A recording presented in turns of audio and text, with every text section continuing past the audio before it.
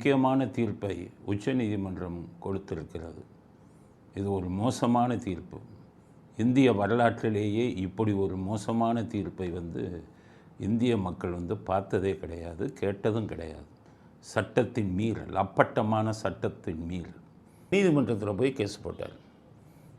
Governor 2 வருடமாக இந்த பில்லை எல்லாம், இந்த சட்டத்தை எல்லாம் நிலுவையில் வைத்திருக்கிறார், அவரை உடனே போட சொல்லுங்கள்.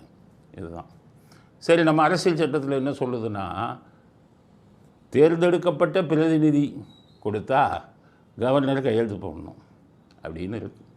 இல்லை கவர்னருக்கு அதில் விருப்பம் இல்லை அப்படின்னா அவர் என்ன பண்ணுவார், ஜனாதிபதிக்கு அனுப்பி வைக்கலாம்.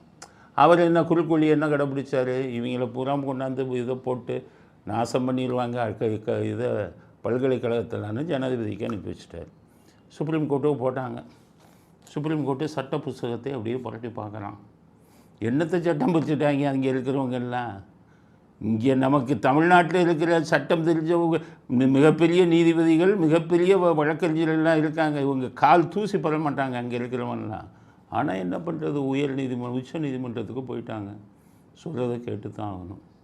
உங்களிடம் நேர்மை இல்லைங்கிறான் உச்ச நீதிமன்ற நீதிபதி சொல்கிறாங்க. உங்களிடம் நேர்மை இல்லை. யார்? கவர்னரை பார்த்து. உங்கள் நேர்மை தான் 100 கோடி ரூபாயில் சிலியாக சிரிச்சதை. ஹைகோர்ட்டு நீதிபதி வீட்டில் 100 கோடி எடுத்தாங்களோ, உங்கள்கிட்ட நேர்மை எப்படி குடி கட்டி பிறக்குதோ. நிறைய கதை சொல்லவா அங்கே நடக்கிற கதையெல்லாம்? அவ்வளவு கதை நடக்குது. இவங்க இவரை பார்த்து உங்களிடம் நேர்மை இல்லை. யார்? கவர்னரை பார்த்து சொல்லிவிட்டு என்ன பண்ணுறாங்க, நம்ம அரசியல் சட்டத்தில் ஒரு பிரிவு இருக்குது 361. அந்த பிரிவில் என்ன சொல்கிறாங்க, கவர்னரோ ஜனாதிபதியோ நீதிமன்றத்துக்கு பதில் சொல்ல வேண்டிய அவசியம் இல்லை சொல்லிட்டாங்க. நீங்கள் நீதிபதினு உட்காந்துருக்கிறதெல்லாம் சும்மா இதில் இல்லை, அரசியல் சட்டத்துக்கு கட்டுப்பட்டு இருக்கணும். அதே இதில் அதே உச்ச நீதிமன்றத்தில் இதில் இந்திய அரசியல் சட்டத்தில் இன்னொரு சட்டம் இருக்குது. ஆர்டிக்கல் 142ன்னு ஒரு சட்டம் இருக்குது. அதில் ஒரு சின்ன ஓட்டை வச்சாங்க. நீதியை நிலைநாட்டுவதற்காக உச்ச நீதிமன்றம் எதை வேணாலும் ஆர்டர் போடலான்னு இருக்குது. ஆனால் நீதியை நிலைநாட்டுவதற்காக உச்ச நீதிமன்றம் தீர்ப்பு கொடுக்கலாம். அந்த தீர்ப்பு இந்திய அரசியல் சட்டத்தில் சொல்லப்பட்ட மற்ற விஷயங்களை மீறுவதாக இருக்கக்கூடாது. புரிஞ்சுக்கோங்க, 2 நீதிபதிகளும் புரிஞ்சுக்கோங்க. சட்டம் படிக்கலையா ஒழுங்கா போய் புத்தகத்தை போய் படிச்சுட்டு வாங்க. வெட்கக்கேடு. நான் 142 எனக்கு இருக்கிற அதிகாரத்தை கொடுக்குறேன். உனக்கு இருக்க அதிகாரம் என்ன? 142 நீ தீர்ப்பை கொடுக்கலாம் நீதியை நிலைநாட்டுவதற்காக. ஆனால் அந்த நீதியை நிலைநாட்டுறது அரசியல் சட்டத்தில் இருக்கக்கூடிய விஷயத்துக்கு எதிராக இருக்கக்கூடாது. 361 கவர்னருக்கும் பிரசிடெண்ட்டுக்கும் அதிகாரம் கொடுத்தாங்களே, அதை மீறுவதற்கு நீ யார்? உனக்கு யார் இந்த அதிகாரம் கொடுத்தா? நான் நீதியை நிலைநாட்டு தீர்ப்பு கொடுப்பேன்னா நாளைக்கு இப்போ பிரைம் மினிஸ்டர் சேரில் போய் உட்காந்துருவீங்களா? நாட்டே ஆள உட்காந்துருவீங்களா? இல்லையா? நம்ம இப்படி சொல்கிறேன்னா அதில் என்ன தப்பு நடந்ததுன்னா, நான் கோபத்துக்கு காரணம், நம்ம நாட்டில் எந்த சட்டமாக இருந்தாலும் சரி, மாநில அரசாங்கமாக இருந்தால் சட்டமன்றத்தில் சட்டத்தை பாஸ் பண்ணணும். அந்த சட்டத்தை கவர்னர் அனுமதி கொடுக்கணும். அப்போ தான் அது சட்டமாகும். இதுதான் அரசியல் சட்டம். மத்தியில் பார்லிமெண்ட்டில் நிறைவேற்றணும் சட்டத்தை. ஜனாதிபதி அதுக்கு சம்மதம் கொடுக்கணும். அப்போ தான் அது சட்டமாகும். இதுதான் இந்திய அரசியல் சட்டம். என்ன தப்பு பண்ணுறாங்க சுப்ரீம் கோர்ட்னா, 10 மசோதாக்கள் அவர் அனுமதி கொடுக்காமல் இருந்தது. நீ என்ன சொல்லி இருக்கணும் தெரியுமா? சுப்ரீம் கோர்ட்டுக்கு தான் சொல்கிறேன். சிந்திக்க தெரிந்தவனா நீ? சட்டம் படித்தவனா நீ? நீ என்ன சொல்லியிருக்கணும்? 1 மாதம் டைம். ஒரு கவர்னர் 1 மாதம் டைம். 1 மாதத்துக்குள்ளே இத்தனை சட்டத்துக்கும் நீங்கள் அனுமதி கொடுங்கள்னு சொல்லியிருக்கணும். ஆனால் என்ன பண்ணியிருக்காங்கன்னு பார்த்தீங்கன்னா, அவங்களே அனுமதி கொடுத்துட்டாங்க. இதுதான் மிகப்பெரிய இந்திய அரசியல் சட்டத்துக்கு எதிராக செய்த மிகப்பெரிய சதி. இவ்வளோ பெரிய சதியை நீதிபதிகள் செஞ்சுருக்காங்க. உனக்கு ஏது அதிகாரம்? சட்டத்திற்கு அனுமதி கொடுப்பதற்கு உனக்கு யார் அதிகாரம் கொடுத்தது? அதைத்தான் நான் கேட்குறேன். ஆர்டிக்கிள் 142 கொடுத்தது பொதுவாக ஏதாச்சும் இது நீதியை நிலைநாட்டுவதற்காக பண்ணணும்னா சுப்ரீம் கோர்ட்டு கொடுத்துக்கலாம்னு சொன்னது. இதில் இந்திய அரசியல் சட்டத்தில் குறிப்பாக கொடுக்கப்பட்ட அதிகாரத்தை மீறி உங்களால் கொடுக்க முடியாது. எப்படி மீறினீங்க? கவர்னர் கொடுக்குற அனுமதியை எப்படி உச்ச நீதிமன்றம் கொடுத்தீங்க? உங்களுக்கு ஏது அதிகாரம்?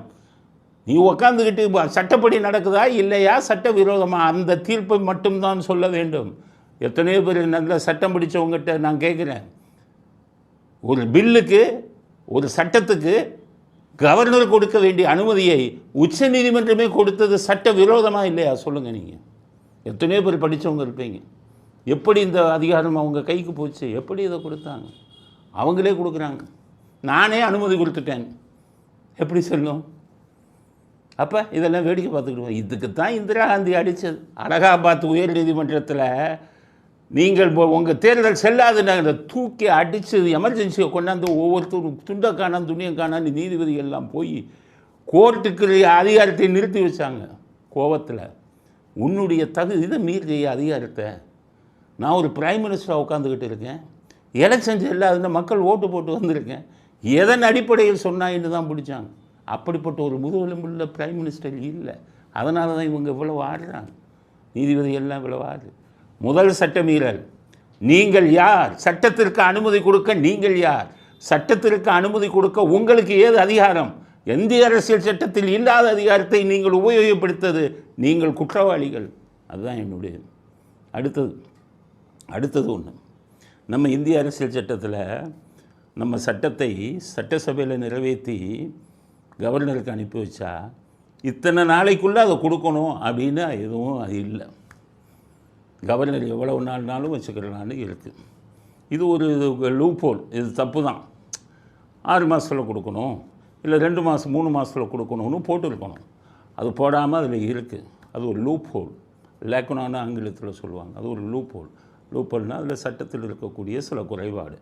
அப்போ இந்திய அரசியல் சட்டத்தில் இருக்கக்கூடிய குறைபாடு, அந்த குறைபாடை எப்படி நீக்கணும் அப்படின்னு கேட்டிங்கன்னா, இந்திய அரசியல் சட்டத்தை அமெண்ட்மெண்ட் கொண்டு வரணும். இந்திய அரசியல் சட்டத்தை திருத்தணும். பார்லிமெண்ட்டின் 2 சபைகளும் ஒன்றாக கூடி இந்திய அரசியல் சட்டத்தில் இந்த திருத்தத்தை நாங்கள் கொண்டு வருகிறோம். பிரைம் மினிஸ்டர் கவர்னர் குறிப்பிட்ட காலத்துக்குள் சட்ட இதுங்களை அனுமதி கொடுக்கணுங்கிறது இல்லை. 1 மாதமோ 2 மாதமோ 3 மாதமோ அதற்குள்ளே அனுமதி கொடுக்க வேண்டும்னு சட்டத்தை திருத்தணும். இந்திய அரசியல் சட்டத்தை திருத்தணும். அந்த சட்டத்தை இவங்களே திருத்துறான். சுப்ரீம் கோர்ட் நீதிபதி 1 மாதத்துலேருந்து 3 மாதத்துக்குள்ளே இன்னுமே கொடுக்கணும்னு ஆர்டர் போடுறான். அப்போ எதுக்கு இந்திய அரசியல் சட்டம்? நீ போடுற ஆர்டர் வச்சுக்கிட்டு நாட்டை ஆட வேண்டியது தானே. இந்திய அரசியல் சட்டத்தை மீறுவதற்கு நீங்கள் யார்?